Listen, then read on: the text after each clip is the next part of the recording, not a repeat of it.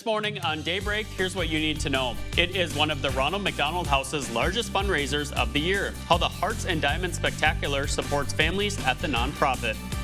Plus, the state Supreme Court will hear another case involving the power dispute in the Minnesota House, while Republican leaders say Secretary of State Steve Simon's actions last week have hindered their constitutional authority. A little wintry mix can be found for some this morning, but the bigger story will be the mix-up between temperatures through the week. I've got the latest on cooler, then warmer winter air heading our way. Live from KIMT News 3, we've got you covered. This is KIMT News 3 Daybreak. Good morning, I'm Ryan Junty. Thank you for starting the work week with us here on KIMT News 3's Daybreak. It's Monday, February 3rd at 6 o'clock. Sir, we're entering a new month here. I know, over the weekend we entered that month, should say, but...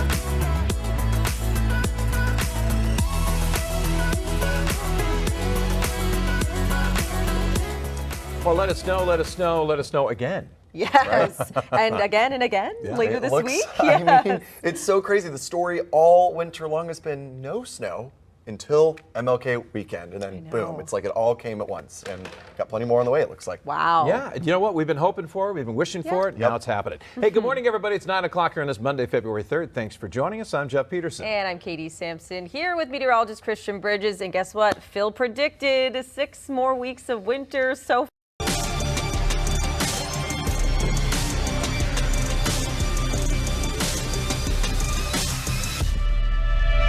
Defense Secretary Pete Hegseth visits the southern border to declare what he calls a new era of enforcement under President Trump. And in a high-stakes move, the president is pausing steep tariffs for Mexico and Canada, giving both countries 1 month to step up efforts against drug and migration or face economic consequences. Plus, police open fire in West El Paso after a road rage incident escalates, ending in a chase and an arrest.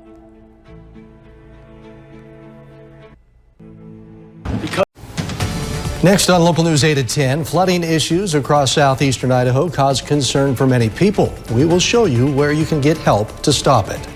And the winter weather is a struggle for some who love the warm temperatures, but it's a great time for others. We'll show you a couple that's preparing for sled dog racing.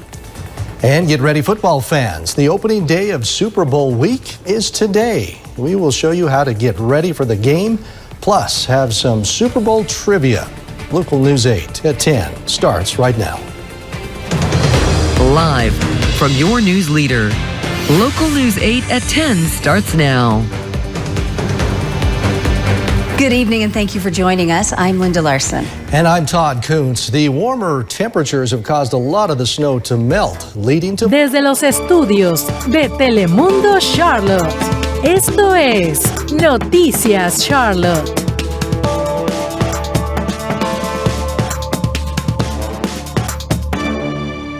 Honestamente, yo siento que esto está peor que la pandemia. Los negocios hispanos locales comienzan a sentir los efectos de las políticas de Trump y hay temor de que esto sea solo el comienzo. Además, quedan en pausa algunos de los aranceles que Trump le quiere imponer a México, Canadá y China. Enseguida los detalles. Morning is unlike any other time. It's a time to get ready for a new day.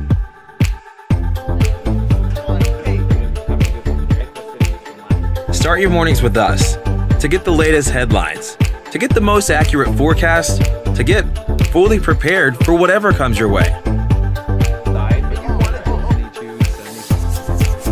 Morning is your time. Let us help you make the most of it. Tariffs put on pause, what Mexico and Canada are offering in the hopes that President Trump will reverse course. Tracking more wintry weather, the two systems that'll bring rain and snow later this week. New at 11, there's a dispute over a rare Siamese cat, and it could end in a lawsuit here in North Attleboro. Plus, a warning tonight. What was found in marijuana products sold across the state that could put your health at risk? And the men's beanpot kicks off at the Garden. 4 teams battle it out for a chance to play in the championship game. The News at 11 starts right now.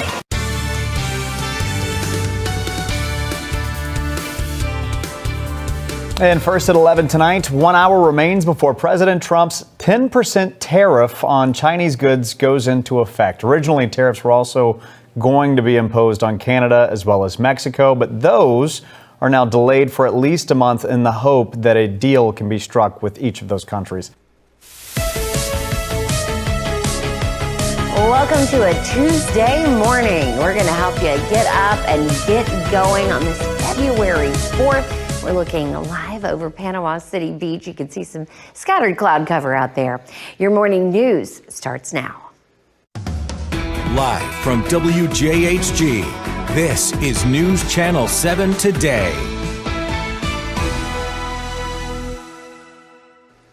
Thanks so much for joining us at 5 a.m. I'm Jessica Foster. You're watching News Channel 7 Today. Meteorologist Ryan Michaels is here with us to talk a little bit about the spring-like weather that we're having across the area. Police make an arrest in a wild shootout caught on camera. Why people who live and work along Aurora Avenue fear it won't stop the violence. No, I think it's just going to keep continuing unless they get to the root of the problem. I can't sugarcoat it. I mean, we're dealing with an unprecedented situation. Bracing for a block on federal funding. New at 6, what the state treasurer tells Como about the impact it could have on state resources. So these are the lawfully distributed funds that are being expected. The snow is one thing to deal with, but here in Linden, it's the air temperature because of 30-mile-per-hour gusts. I'm Denise Whitaker with more on how people here are handling all of this. Como News at 6 o'clock starts now. Developing tonight, we're working to get answers about how many people have been arrested and deported by immigration officials here in Washington in the last 2 weeks. Thanks for joining us. I'm Preston Phillips. And I'm Mary Naum. Today, a weekly deportation flight left Seattle with dozens of immigrants who are facing removal. Como's Jeremy Harris has been working to get perspective about who is being arrested and deported.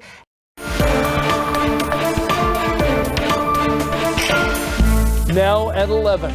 A Democratic city county councilor at odds with his own party and ousted from the caucus. Tonight, the repercussions from that vote as we hear from people at a packed meeting calling for transparency. Plus, we'll break down the announcement from President Donald Trump outlining a plan to take over and develop the Gaza Strip. Timing a wintry mix of rain, sleet, and freezing rain. I'll have your forecast.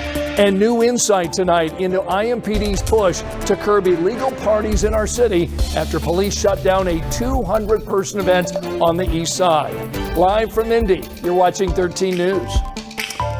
Thanks for inviting us in. It's 11 o'clock, and we want to begin tonight with council conflict. Fallout from turmoil within city government. Democrat Jesse Brown ousted from the Democratic caucus, and now some community members are pushing back, voicing concerns and demanding answers. Our Logan Gay went to get them tonight, and she joins us in the newsroom after talking with counselors and constituents. Logan? Hey, Scott, constituents did not hesitate to mobilize after Jesse Brown's expulsion. This is a sight people are seeing in their grocery stores across the country. The shelves where eggs would normally be stocked up looking a little empty. What some Laredo retailers have to say. KGNS News starts right now. Coverage you can count on from your good neighbor station. This is KGNS News Late Edition. Good evening and thank you for joining us. I'm Brenna Camacho. Thousands of migrants were arrested during the first 2 weeks of the new Trump administration. That's our top story tonight.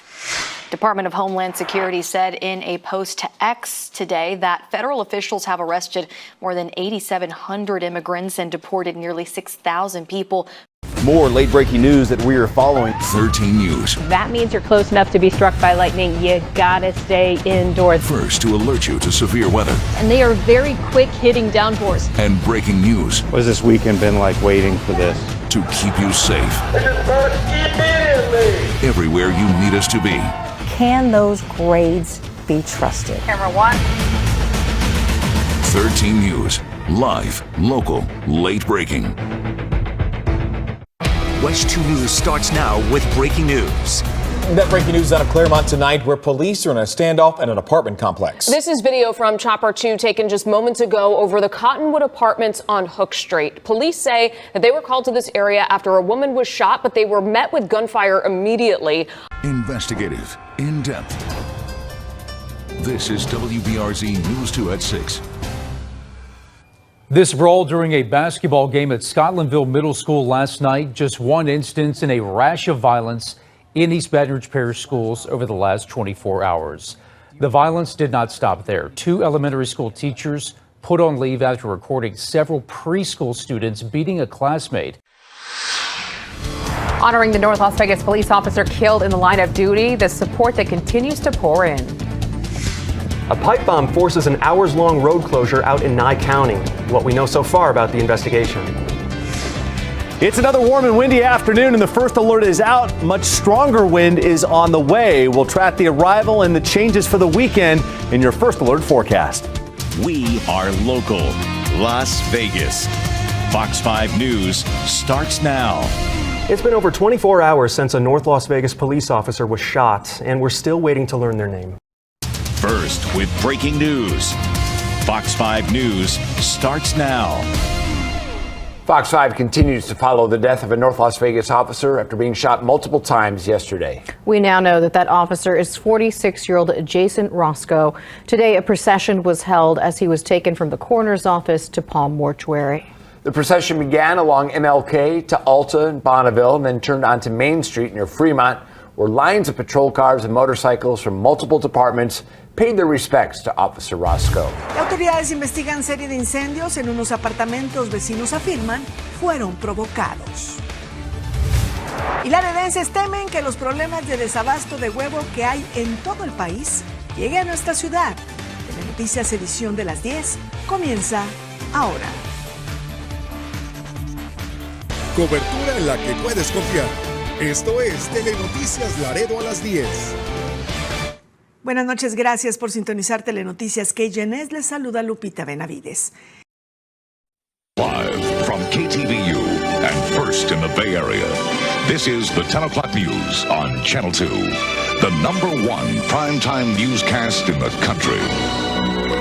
Good evening, I'm Elaine Corral. And I'm Dennis Richmond. Tonight we remember and we honor a Bay Area icon. Dennis Richmond expected excellence and delivered it here at KTVU for 40 years. As a reporter out in the streets and a news anchor in the studio, gracing your screens at home, reporting on the stories with context, with passion, and a well-known straightforward delivery, and earning #1, the trust of you, the viewer. Such a sweetheart, just a man with poise that you can never fabricate. And he went right to the issue. It was heartfelt, and you knew he was actually interested in the situation going on. He was amazing when I was little. I used to watch him when I was little. Dennis Richmond, a friend and a colleague and a true inspiration, has died at the age of 81. Good evening. I'm Mike Meeback. And I'm Claudine Wong. Dennis Richmond died this morning in Grass Valley with his wife Deborah holding his hand. He is being described tonight as an icon, a legend, and a journalist who broke barriers. But he had humble beginnings, starting here at KTVU as a clerk in 1968. And yet from the beginning, it was his calm demeanor and a voice that resonated through households around the Bay Area that connected him to the community he cared so deeply about. His coverage of big stories in the Bay Area includes some of the station's most historic broadcasts. Dennis Richmond never hesitated to go to the scene of a story or ask the questions that needed to be asked. He crafted those stories in a unique and compelling way. But it may have been his time in the studio as the anchor of the 10 o'clock news that we will remember most. For 32 years on the anchor desk, he was there, taking us through events cemented in history, from the 1978 assassinations of San Francisco Mayor George Moscone and Supervisor Harvey Milk to the Oakland Hills firestorm of 1991. When the Bay Area needed him, he was there. And even after he retired in 2008, he would talk about how much he missed you, the viewers. And we know his impact is still felt right here. Tonight, we look back on the incredible career of the legendary Dennis Richmond. New at 10, it's like a graveyard for stolen cars. An AirTag leads a woman to a chop shop dumping ground. Trucks with expensive parts coming and going. Police nowhere to be found, even after a call for help. I had a sergeant tell me they're not going to get away with it, but they did. Breaking tonight, school choice one step closer to reality, but we've been here before. What makes it different this time? New at 10, a church volunteer accused of molesting a child. The surprising response we just got from the suspect. Burglars targeting the same restaurant over and over, and it's taking a toll. We just kind of have to just take it. Why they leave empty-handed every time. And you couldn't find a better place to park? Live right now. ABC 13 Eyewitness News starts now. Tonight, a woman and her husband went to great lengths to track down their stolen truck. They found it and a whole lot more. But when they called law enforcement to tell them where the truck was and to help them get it back, they weren't exactly in a hurry. ABC 13's Jessica Willie live in Southeast Houston tonight. And Jessica, why were they told to wait? Mr. Shapiro, step out of the car, please.